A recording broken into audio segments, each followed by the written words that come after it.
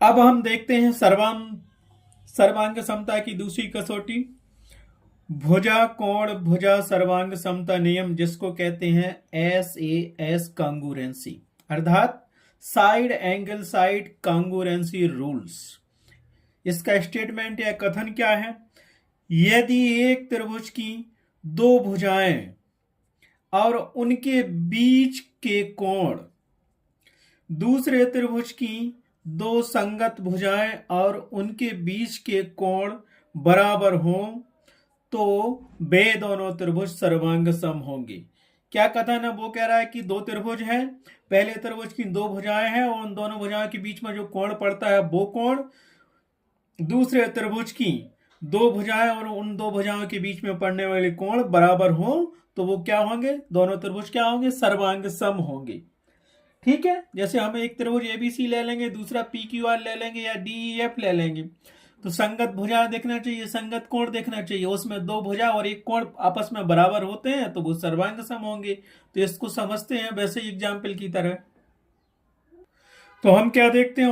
उत्पत्ति करते हैं, प्रूफ करते हैं, सिद्ध करते हैं कि भुजा कोण भुजा सर्वांग समता नियम क्या होता है। तो हम दो त्रिभुज ले लेते हैं। माना कि दो त्रिभुज ABC और PQR हैं, तब एक त्रिभुज हमारे पास ABCA दिया है, दूसरा त्रिभुज PQRA दिया है।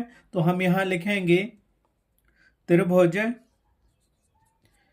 ABC और त्रिभुज PQR में सर्वांग समता सिद्ध करनी है। क्या कह रहा है? भुजा कोण भुजा, मतलब पहले भुजा बराबर हो दूसरे त्रिभुज की दूसरी भुजा के बराबर, फिर कोण बराबर हो दूसरे त्रिभुज के कोण के बराबर, फिर भुजा बराबर हो दूसरे त्रिभुज के भुजा बराबर। तो यही दिया है हमारे पास। दो त्रिभुज दिए हैं, A के बाद B, B के बाद C के बाद A, P के बाद Q के बाद R के बाद P, मतलब RP, सीधा एक ट्रायंगल बन गया है। तो देखो पहले त्रिभुज की भुजा क्या दी है, इसको मान लिया हमने पहला त्रिभुज और ये माना हमने दूसरा त्रिभुज PQR और ये पहला त्रिभुज ABC है। तो पहले त्रिभुज की जो भुजा दी है AB, दूसरे त्रिभुज की संगत भुजा PQ के बराबर दिख रही है, एक है। तो हमने इसको लिख दिया है कि भुजा AB बराबर है दूसरे त्रिभुज की भुजा PQ के बराबर, क्योंकि ये A से स्टार्ट हुआ और ये P से हुआ तो P की भुजा AB भुजा है, दोनों संगत भुजाएं आपस में बराबर हैं। तो पहले ही दिया गया है कि एक त्रिभुज की दो भुजाएं और उनके बीच का कोण या कोण दूसरे त्रिभुज की दो संगत भुजाएं और उनके बीच के कोण के बराबर हो। AB और AB भुजा, एक भुजा A हो गई, एक A हो गई, ऐसी दूसरे त्रिभुज की एक भुजा A हो गई और एक A हो गई, और इन दोनों भुजाओं के बीच का कोण ये हो गया। हो गया। अब ये कोण नहीं ले सकते, ये कोण नहीं ले सकते, क्योंकि कह रहा है पहले क्या, पहले भुजा है फिर कोण है फिर भुजा है, तो ये नियम काम करेगा। ठीक है, तो इसको हम लिख ले हैं कि दिया है, ये क्या दिया है। फिर दूसरी भुजा BC के संगत दूसरे त्रिभुज की भुजा QR है, तो ये आपस में क्या है? बराबर है। तो यहां से लिख लिया है कि BC भुजा बराबर है QR भुजा की। ये भी मान लो कि दिया है, दिया इसलिए कि हमने वहां कोई संख्या नहीं लिखी है। इसी प्रकार तीसरे त्रिभुज की ये भुजा, इससे हमें सिद्ध नहीं करना क्योंकि ये पता नहीं कितनी है, बराबर है कि नहीं, हमें तो कोण चाहिए बीच में। सॉरी, यहां एक गलत हो गया हमारे पास। अब देखते हैं, ये भुजा आया, उसके बाद ये कोण आया, फिर ये भुजा है, तो ये कोण B दिया है हमारे पास, दिया कि नहीं दिया? कोण B। तो इसको हम लिखेंगे, कोण B को हम लिख सकते हैं ABC बराबर है कोण दूसरे त्रिभुज के PQR के। इसको हम सिंपल एक कोण भी लिख सकते हैं, अर्थात कोण B बराबर है कोण Q के। ये वाला कोण, ये कोण, क्योंकि ये भुजा के बाद कोण आ गया ना, ये बराबर है, इसका कोण मान लो 10 डिग्री है तो इसका भी 10 डिग्री है। तो इसको हम लिख लेंगे, ये क्या है? दिया है। ठीक है, अब क्या दिया? अब ये तीसरी भुजा आ गई BC भुजा, BC भुजा पहले त्रिभुज की बराबर है दूसरे त्रिभुज की QR भुजा के बराबर। ये भी क्या है? माना कि दिया है, मानना ही पड़ता, दिया है तब तो हम सिद्ध करेंगे, ये दिया गया है। ठीक है, अब हम क्या लिख सकते हैं? इसीलिए देखो पहले हमने क्या किया, पहली भुजा S दी है, AB भुजा बराबर है दूसरे त्रिभुज की PQ भुजा के बराबर, फिर बीच में आ गया कोण B, कोण Q आपस में क्या है? बराबर है। फिर उसके बाद ले ली हमने BC भुजा क्यू आर भुजा के बराबर है। देखो पहले भुजा आया, फिर कोण आया, फिर भुजा आया, तो हम क्या लिख सकते हैं कि त्रिभुज ABC सर्वांग सम है त्रिभुज PQR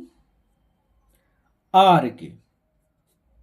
ठीक है, ये सर्वांग समता का कौन सा नियम है, आप बताओ कौन सा नियम पढ़ रहे हैं। ये हो गया अपने पास, देखो भुजा कोण भुजा सर्वांग समता से, सर्वांग समता नियम।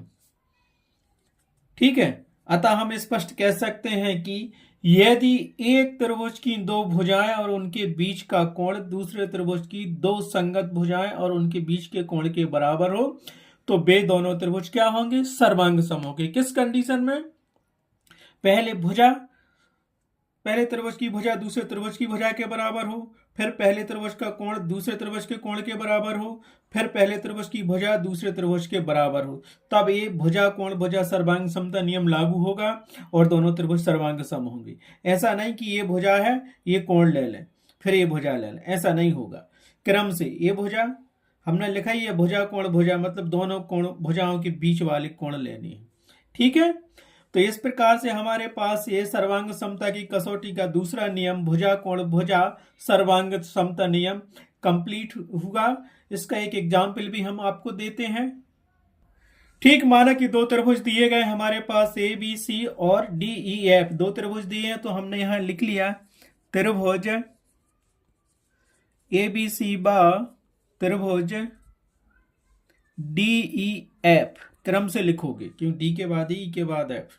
ठीक है, मैं अब क्या करेंगे, संगत भुजाओं को देखना है, ए के बाद बी और डी के बाद ई। तो ये भुजा कितनी है, 2 सेंटीमीटर दी है और ये भी 2 सेंटीमीटर दी है, तो इसको हम लिख देंगे भुजा ए बी दूसरे त्रिभुज की संगत भुजा डी ई के बराबर है। कितनी है, 2 सेंटीमीटर। ये दिया है तो हमने लिख दिया, यहां दिया है, ऐसे सवाल में दिया रहेगा आपको।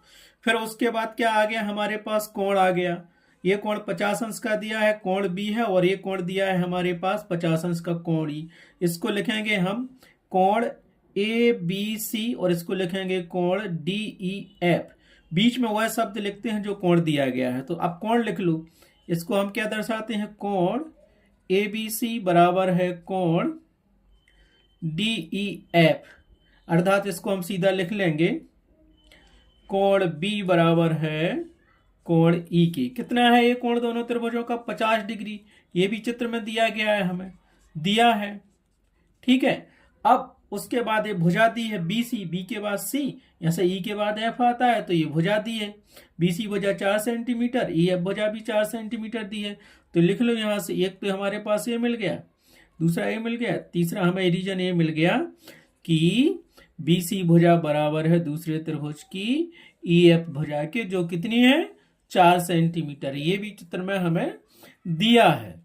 अतः हम क्या कह सकते हैं, हमने कौन सी सर्वांग समता का नियम पढ़ा, ये तो उदाहरण दिया हमने, भुजा कोण भुजा, तो पहले भुजा फिर ये कोण फिर भुजा, ये भुजा फिर ये कोण फिर भुजा। तो इसको हम लिखेंगे, अतः त्रिभुज ABC सर्वांग सम है त्रिभुज DEF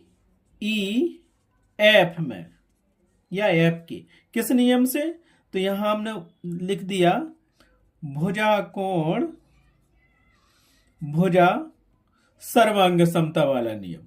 ठीक है, भुजा कोण भुजा सर्वांग समता नियम से आया समझ में। ये हमने एक एग्जाम्पल भी दे दिया जो कथन था उसके अकॉर्डिंग।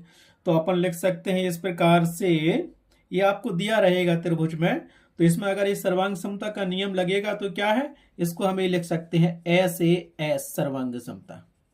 एक ही बात है, सर्वांग समता नियम से। ठीक है, समझ में आ गया। हमने उसका स्टेटमेंट भी दे दिया, ये BC के रूप में बता दिया, एक एग्जाम्पल के रूप में बता दिया। तो ये सर्वांग समता की कसौटी का दूसरा नियम भी आपने समझ लिया।